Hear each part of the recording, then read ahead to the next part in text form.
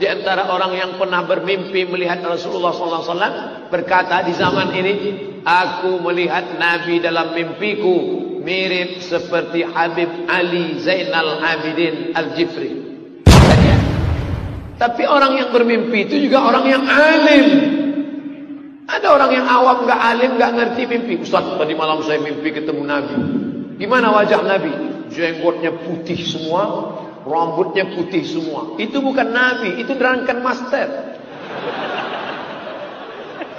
Karena dalam kitab Asy-Syama'il Al-Muhammadiyah yang ditulis oleh Imam Abu Isa Ibn Saurah At-Tirmidzi, Nabi itu jenggot dengan rambutnya yang putih cuma 20 helai. Kok bisa kamu lihat putih semua? Berarti jadli. Saya tuh paling senang kalau lihat Habib Umar, paling senang saya. Karena Habib Umar itu kalau saya ngaji sifat-sifat akhlak Nabi, ya, itu saya paling pas melihatnya gitu. Susah saya mengungkapkan itu. Jadi kalau saya lihat Habib Umar senyum itu, saya tuh kayak ngerasa lagi ngaji gitu ya, tentang bagaimana senyumnya Nabi dan sebagainya. Itu, jadi kita tuh melihatnya juga senang, nyaman. Nggak percaya silahkan Bu, belajar tentang senyumnya Nabi. Adapun soal Habib sekarang ini, mereka tak ada kitab sebenarnya. Mereka ditonjol-tonjolkan macam alim sangat. Yang sebenarnya, yang saya tengok, tak ada apa pun. Sebagai contohnya saya dah sebut, Habib Umar misalnya. Cuba fikir dengan tenang. Dia selalu pergi ziarah kubur Nabi Hud. Apa yang dibuat di situ? Ta'assub kepada kubur ni, dia bawa kepada pemujaan terhadap kubur. Pergi minta dengan wali dalam kubur tu, minta terus, bukan minta lagi dengan Allah. Begini orang sudi lah. Habib Umar, Habib Ali Jufri ini terima ijazah daripada seorang kepala ajaran sesat di Pakistan. Saya kenal, saya tahu, tengok dalam YouTube. Di dunia itu dihormati karena 3 hal. Semakin dia menguasai 3 hal tersebut, maka semakin dia dihormati.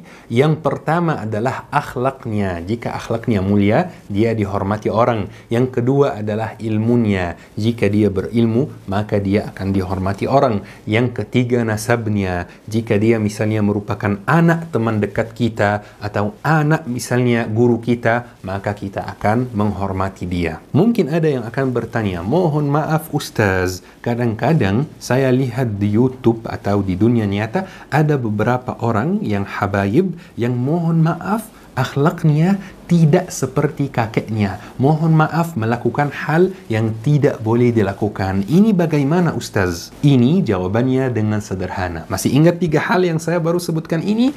Akhlaknya, ilmunya, dan nasabnya. Jika orang itu yang mohon maaf akhlaknya kurang, dia itu akhlaknya misalnya tidak dapat, ilmunya tidak dapat, tetap dapat nasabnya, maka kita tetap menghormati dia karena nasabnya, bukan karena akhlaknya, bukan karena ilmunya. Tetapi kalau misalnya kita ketemu Habib yang akhlaknya dapat, yang ilmunya dapat, yang nasabnya dapat, maka ini wajib dihargai, wajib dihormati, wajib dimuliakan, karena bisa menjadi guru sekaligus murabbi.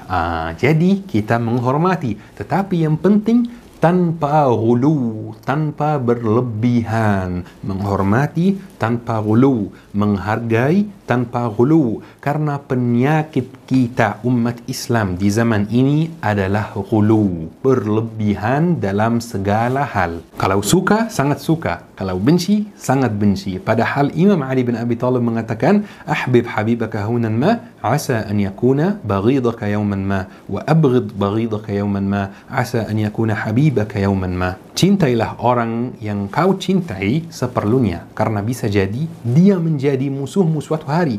Dan bencilah orang yang kau benci seperlunya, karena bisa jadi dia menjadi orang kekasihmu, orang yang kau suka suatu hari.